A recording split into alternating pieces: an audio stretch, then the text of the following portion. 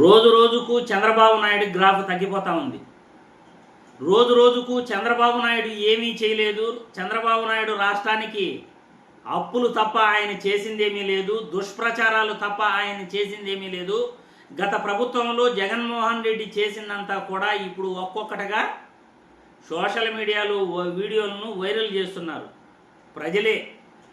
చంద్రబాబు నాయుడు చేసిందేమీ లేదు. 15 సంవత్సరాలు ముఖ్యమంత్రిగా వ్యవస్థలో సంస్కరణలు తీసుకొచ్చింది కానీ, మెడికల్ కాలేజీలు తీసుకొచ్చింది కానీ, ఓడరేవులు తీసుకొచ్చింది కానీ, చివరికి అమరావతి రాజధానిలో అభివృద్ధి కూడా జగన్మోహన్ రెడ్డి చేశాడు.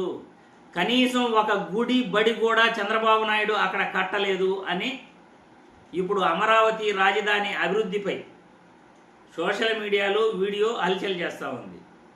నిజంగా ఇవంతా చూస్తూ ఉంటే కూడా చంద్రబాబు నాయుడు 3 లక్షల కోట్లు ఈ 18 నెలల్లో అప్పు చేసేసి డిసెంబర్ 30వ తేదీ మిస్ అయిపోయాడు, పారిపోయాడు.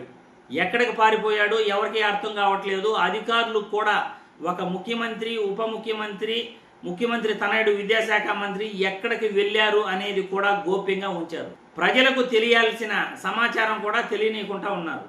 అమరావతి అభివృద్ధికి ఎవరు ఎక్కువ ఖర్చు పెట్టారు? వీడియో చూసే ముందుగా వీడియోకి లైక్ చేయండి. మన గొంతు ప్రజలందరికీ చేరాలి. ఎక్కువ మంది లైక్లు కొడితే ఎక్కువ మంది వీడియో చూడగలుగుతారు. వీడియోని 10 మందికి మీరు షేర్ చేయండి. రాష్ట్రంలో ఎవరు ప్రజల కోసం పనిచేస్తున్నారు, ఎవరు దుష్ప్రచారాలు చేస్తున్నారు, ఎవరు అబద్ధాలు చెప్తున్నారు అనేది ఒక్కసారి ఈ వీడియో చూసిన తర్వాత మళ్ళీ మనం మాట్లాడుకుందాం. ఎవరు అభివృద్ధి చేశారనేది మీరు చెప్పండి. పెన్షన్లు అంటే భూములు ఇచ్చేటువంటి రైతులకి పెన్షన్లు ఇచ్చారు కదా. చంద్రబాబు నాయుడు గారు భూములు ఇచ్చిన రైతులకి 286 కోట్ల రూపాయలు పెన్షన్ ఇస్తే జగన్మోహన్ రెడ్డి గారు 313 కోట్ల రూపాయలు పెన్షన్ ఇచ్చాడు. కౌలు చంద్రబాబు నాయుడు గారు 790 కోట్ల రూపాయలు కౌలు రైతులకు ఇస్తే జగన్మోహన్ రెడ్డి గారు 1092 కోట్ల రూపాయలు కౌలు ఇచ్చాడు. జగన్మోహన్ రెడ్డి గారు చంద్రబాబు నాయుడు గారు ఒక డిఫరెన్స్. చంద్రబాబు నాయుడు గారు 5674 కోట్ల రూపాయలు 5 ఏళ్ల కాలంలో అమరావతి కోసం కష్టపెడితే దాంట్లో 5305 కోట్ల రూపాయలు అప్పులు తీసుకొచ్చాడు. ఇక్కడ ఆశ్చర్యకర విషయం చెప్తాను సార్. చంద్రబాబు నాయుడు గారు హడ్కో నుంచి మాస్టర్ ప్లాన్ రోడ్డు ఇన్ఫ్రాస్ట్రక్చర్ కోసం 1551 కోట్ల రూపాయలు 9.10% ఇంట్రెస్ట్ తో అప్పు తీసుకొచ్చాడు సార్ చంద్రబాబు నాయుడు గారు. జగన్మోహన్ రెడ్డి గారు హడ్కోకి 230 కోట్ల రూపాయలు అసలు కట్టాడు, 643 కోట్ల రూపాయలు అప్పు కట్టాడు. అమరావతి బాండ్స్ పేరు మీద చంద్రబాబు నాయుడు గారు 2000 కోట్ల రూపాయలు అప్పు తీసుకొచ్చాడు 10.32% ఇంట్రెస్ట్ తో.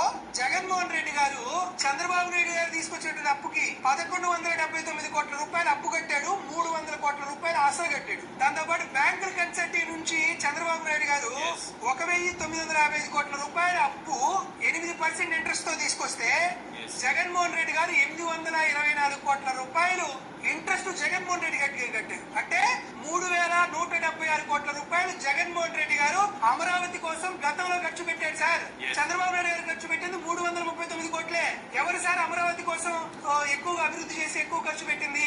జగన్మోహన్ రెడ్డి గారి పైన ఎన్ని అపనందనలు వేశారు సార్, ఎంత వికృతమైనటువంటి ప్రచారం చేశారు చూశారుగా.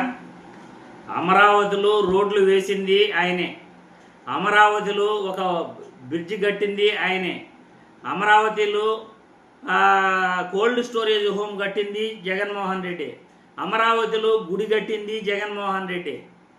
మరి అమరావతిలో ఈయన ఏం కట్టాడయ్యా చంద్రబాబు అంటే 53,000 ఎకరాలు రైతుల దగ్గర భూములు సేకరించాడు. అందులో ఆ టీడీపీ నాయకులంతా కూడా పంచుకున్నారు. ఇదిగో నాకంతా, నీకెంత, నీ భూములు ఎంత, లింగమనేనికి ఒక 350 ఎకరాలు, నారాయణకి ఒక 150 ఎకరాలు, మా హెరిటేజ్కి ఒక 6 ఎకరాలు, మా ఇంటి కోసం ఒక 15 ఎకరాలు అని చంద్రబాబు నాయుడు రాజధానిలో భూములు దాదాపు 6-7 వేల ఎకరాలు వాళ్ళే పంచుకున్నారు. రైతులకు ఇచ్చిందేమో 2 లక్షలు 3 లక్షలు ఎకరాకి ఇచ్చారు. ఈరోజు 30 కోట్లు 40 కోట్లు 50 కోట్లు అంటూ రియల్ ఎస్టేట్ వ్యాపారం చేస్తున్నారు. అమరావతి కోసం ఏం చేశాడంటే ఏం చేసింది ఏం లేదు. 1180 కోట్లు ఒక టెంపరీ సచివాలయానికి ఖర్చు పెట్టాడు.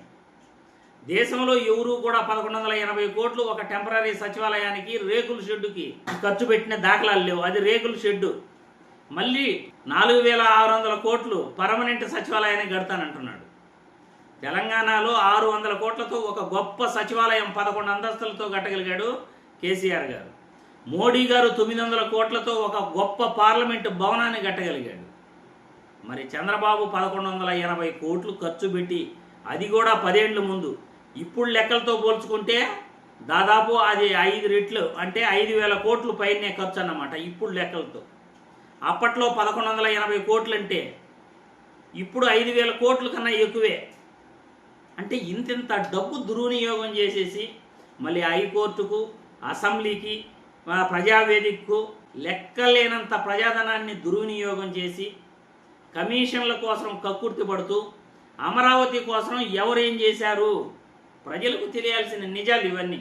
అందుకే ప్రజల ముందే పెడుతున్నాం అమరావతి కోసం ఎవరేం చేశారనేది. మీరే న్యాయ నిర్ణేతలు, మీరే కామెంట్లు పెట్టండి. అబద్ధాలు చెప్పేది ఎవరు, ఎవరు ప్రజల కోసం నిలబడ్డారు, ఎవరు ప్రజల కోసం ఖర్చు పెడుతున్నారు, మీరే అభిప్రాయాలను కామెంట్ల రూపంలో తెలియజేయగలసిందిగా ఈ వీడియో ద్వారా కోరుతున్నాను.